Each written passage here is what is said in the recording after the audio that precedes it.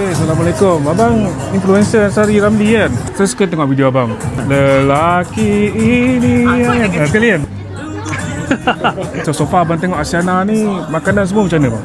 Makanan saya ingatkan macam ni, kita datang kita tengok macam oh Tata ni macam Tata semua keduri macam ni. Tapi surprisingly saya ni suka makan. Saya cakap dengan awal, sedap, terpaksa tambah gula lemak kat mesin tu memang champion. Dia memang semua sedap. Tapi rendang tu memang ada sedap. Memang sedap. So selain daripada lauk tu, lauk apa lagi yang jadi kegemaran kat sini? So saya suka sambal belacan dia. Sebab sambal belacan dia sangat underrated.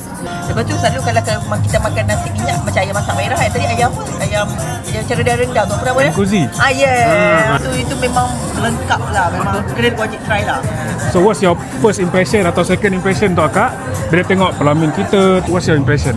Saya personally puas hati lah. Tapi memang best kan kat sini. Kita orang tak tahu kan. Kalau tak kita orang buat wedding kat sini juga. Dari segi decoration pelamin? Okay, untuk decoration pelamin kalau perempuan memang sangat particular lah. And saya tengok decoration pun cantik. Tak payah nak sabut-sabut. So bagi saya memang puas hati, cantik. So last question daripada saya, out of 10 berapa rating nak bagi kat sana? Of course lah 10. Of course lah 10. Kali ya. Okay, terima kasih bang. Okay, Terima kasih.